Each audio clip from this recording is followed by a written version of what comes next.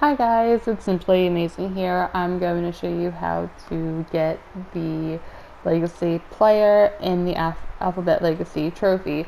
As you can see, Toko's baking a cake because you're going to need a cake and go over to the computer. Well, you're going to put candles on the cake first, then you go over to the computer and adopt a child.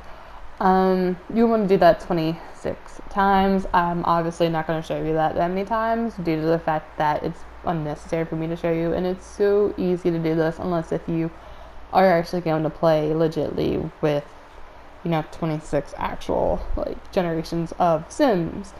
Now, real quickly, I want to mention, I don't know if you guys know how to do the Rosebud trophy, how to get that quickly without using cheat codes or anything like that, but there's a way to do it when you can actually place fridges on your lot before you would buy the lot, but before you actually moved in on the lot, you can actually place fridges down. And when you did that, you can sell them for you bought them for 14,000, but you would sell them for 11,000, and that was the best way to make money and to actually get the Rosebud trophy. You can't do that anymore. So what you're gonna want to do is find a rich family, kick all the Sims out, and then keep the kitchen, but keep one Sim in there for this trophy. As you can see, I'm also doing the adoption right now. It's paused for a while because I was going to tell you, you can name your Sim A, B, C, D, so on, or you can name them A for Abigail, B for Bob, C for Cindy, D for Danny, whatever is easier for you. As you saw, I actually named my child 1 because he is, the Sim, whatever child you choose, it's going to be your first Sim for the generation. So for me to keep easier tabs on it, which I wish I would have done when I was going for the trophy myself, I named him 1, 2. So now you can do 1, 2, 3, 4, 5, 6, so forth and so on until you get to 26 Sims. That's the best way to keep track of it. That is the best way to keep track of it because of the fact that you do have to kick out your Sims when your household has 8 Sims in it. So you pick any aspiration, any trait. It doesn't really matter unless if you're actually going to play as these Sims. If you really like them that much, what they look like, that's up to you. I just picked the first few ones, and then you're the way for the game. I don't know why the game took a little time to actually make him put the candles on, but you want to age him up to young adults. That's why you can do this with a child or you can do this with a toddler or a baby, but I highly recommend you do this with a child for the fact that instead of leveling them up or aging them up 3 or 4 times, you're only doing it twice. So it saves you some time. So as you see, he's a young adult now because he doesn't have a job and he's not in high school anymore. So I'm gonna go kick Toka off the computer, and then I'm going to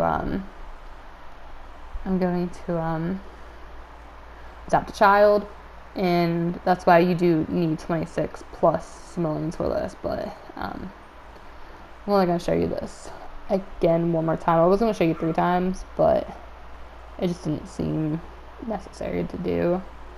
So there's that. So I'm just going to, like I said, quickly show you adopting another child and then aging him up. I'm not going to show you him adopting a child because, like I said, I was planning on doing it, but I just cut it out instead because it made the video a little too long and it was unnecessary to show you that many times.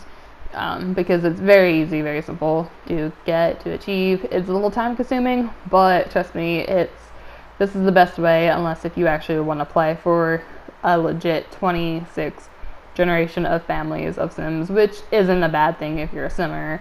You play the Sims all the time, but for trophy purposes, you might want to go this way to get the platinum if that's what your goal is to get. Like I said, any aspirations, any skills, whatever. Gonna light the candles again and blow it out. Very simple stuff. The game wants to actually do it. And young adult. Oh, I said skill. It's a trait. My bad. We got 2 aged up. Let's see, these 2. And again, as you see, I'm going to try to get Toka off the laptop again, or computer again, but instead I cut it out. So right here, I'm going to show you what you want to do is you want to go to More, Manage Household, and then go all the way to the arrows, Transfer Sims between households, and then I just created a new household to put them in. You can put them in whatever household you want to, but you just want to select the Sims that you want moved out, which I select all 3 of them. You want to keep your last number of Sims, like I said, it's going to be Sim number 7 for you, or whatever letter of the alphabet you want to, or whatever you name them.